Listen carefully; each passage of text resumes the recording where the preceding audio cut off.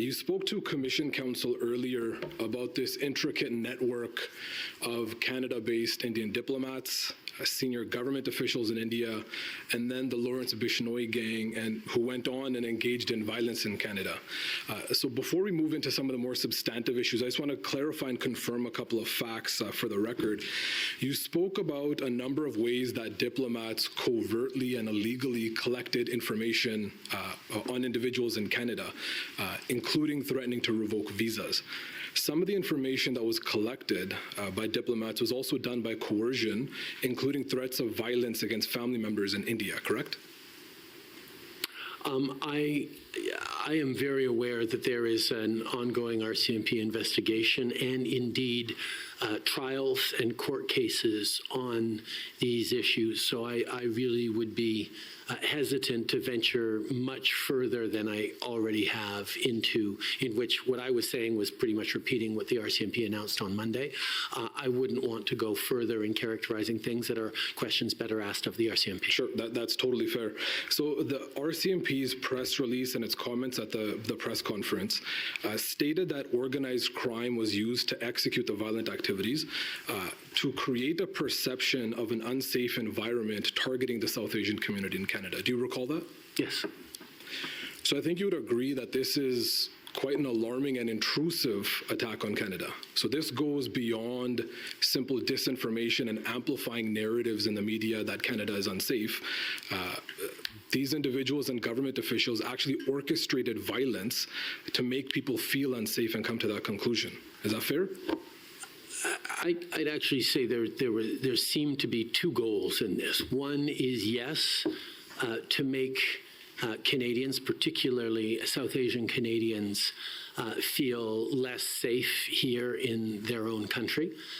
But secondly is actually to help prove a point that the Indian government has been trying to make about Canada for quite some time, that we are a country that doesn't take seriously violence or terrorism or incitements to hatred, which is entirely false, but failing an ability to point out how Canada has been supposedly failing to prevent violence, it seems like folks within the Indian government have decided to create violence and unlawfulness in Canada as a way of demonstrating the point that they are trying to make, that there is violence and unlawfulness in Canada. And I think that is exceptionally egregious as an approach to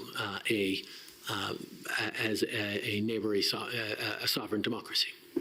So you also indicated to Commission Counsel earlier that the diplomats were passing informations to officials at the highest level of the Indian government, who then would pass on the information to the criminal gangs to orchestrate the violence.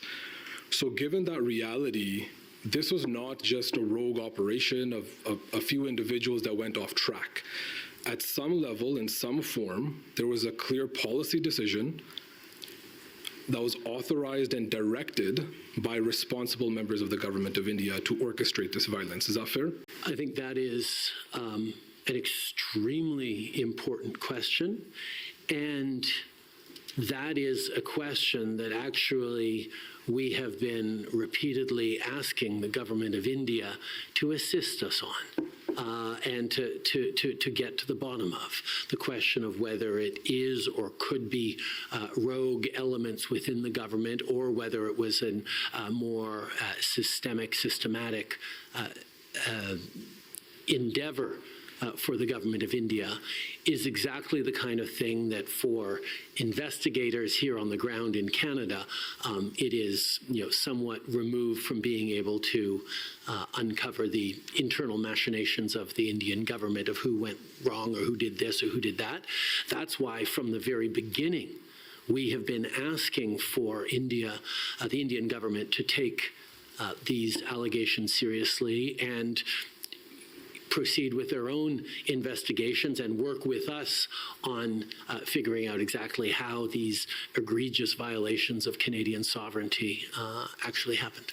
Are you aware of public statements made by Prime Minister Modi in spring of this year where he said something to the effect of, today's India doesn't send dossiers to other countries to request assistance. Today's India will kill our enemies in their homes. Are you aware that that statement was made publicly by the Prime Minister? That was a public statement that I am aware of. Maybe not in those exact words, but Sure, as you say. something to that effect. So you spoke earlier about the geopolitical instability and context that we exist in right now and how it intersects with different foreign interference threats. So I think you would agree that the Modi government's autocratic behavior in terms of these specific violent acts that have been carried out over the past year or two is a threat not only to Canada's sovereignty and institutions, but a very real threat to the international rules-based order itself. One of the reasons we have been so deeply engaged with our allies, particularly our Five Eyes allies of the United States, the UK, New Zealand, and Australia on this. We are a tight security partnership, us 5 countries, but also others, is because we are seeing right now around the world a pulling back of the rule of law, contesting of the international rules-based order. Whether it be Russia's illegal invasion of Ukraine, whether it be China's coercive diplomacy as evidenced by the arresting of the arbitrary detention of 2 Michaels. Ensuring that amongst our community of nations, particularly democracies, that purport to be and aspire to be rule of law countries, that we be there to highlight and stand strongly against violations of international law is really important. So this is something that we have highlighted to allies, and is something that many countries around the world share of concerns that if we don't have the rule of law and the international rules-based order at this particular complex moment in global history, then everyone becomes less safe, and everyone is poised to suffer either economically or worse. So that's a helpful kind of exposition on the rules-based order in general. The question was whether India's violent activities and attacks against Canada and Canadians, you would consider them a threat against the rules-based order and stability on the geopolitical stage, specifically with relation to these acts. I think I have been very clear that Canada, as a country of the rule of law, will always stand up for the rules-based order, regardless of whether it is the arbitrary detention of 2 Michaels by China or actions that that the RCMP highlighted earlier this week that involves India government engaging in facilitating violence in Canada against Canadians. This is something we will always take very seriously. So a significant amount of attention in the government's communications this week focused on disrupting India's capabilities. But in the context of a sustained campaign of violence that lasted at least a year, I would suggest that accountability for those responsible is crucial to deterring this kind of violence. So my question is about what steps Canada can and will take to ensure that the senior officials who actually orchestrated and authorized this are held accountable. Will Canada apply targeted sanctions against RAW, India's intelligence agency, as well as those officials found to be responsible in an investigation in order to push India to cooperate? The primary driver of the government's actions in this case, and in most, if not all cases, is ensuring the safety and security of Canadians. That is one of our top foreign policy goals, always. And we will continue to look at things we can do to ensure that Canadians are safe in Canada and when they travel overseas. Many of our foreign policy positions have flowed from that, and that will always be the lens with which we look at any possible future decisions. And I'm not going to hypothesize about what steps we might need to be taking to keep Canadians safe. What I can say is the steps that we have taken so far have been focused on ensuring greater safety for Canadians, ensuring our ability to keep Canadians safe by disrupting networks that were causing significant violence to Canadians. So I don't think that really answered the question about accountability, but I'm going to move on. Yeah, that's a good idea. You mentioned Prime Minister Modi's comments to you in September 2023, urging Canada to arrest people who are outspoken against the Indian government. We've also heard evidence from CITE, from RCMP and Global Affairs that India seeks to influence Canadian policy to criminally prosecute Sikhs who advocate for Khalistan or otherwise criticize India.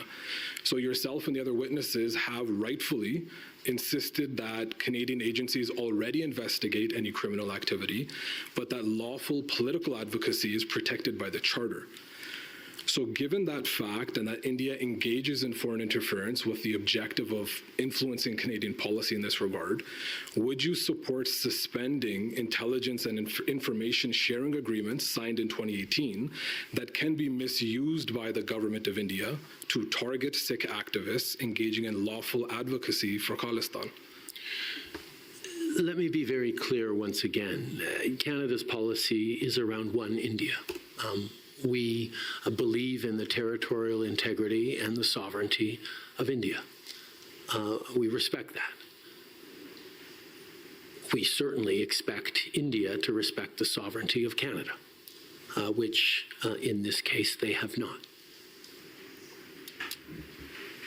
It is also extremely important that people who come to this country from every corner of the world understand that they are free to hold the political beliefs that they choose to when you're in Canada. We have a charter that protects people's freedom of expression, people's freedoms of political views.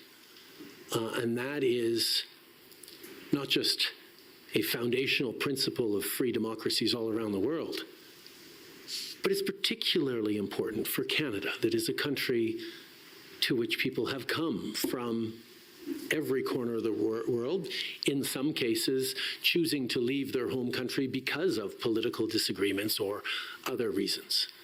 So defending the rights of people to hold political views that may be unpopular in their home country is a foundational responsibility for any Canadian government. So will you consider suspending those intelligence and information sharing agreements that can be misused by the government of India to target Sikh activists, particularly considering the evidence we've seen that India engages in foreign interference and disinformation for that objective? As I've said a number of times, we are not looking to provoke or create a fight with India. The Indian government made a horrific mistake in thinking that they could interfere as aggressively as they did in the safety and sovereignty of Canada. And we need to respond in order to ensure Canadians' safety.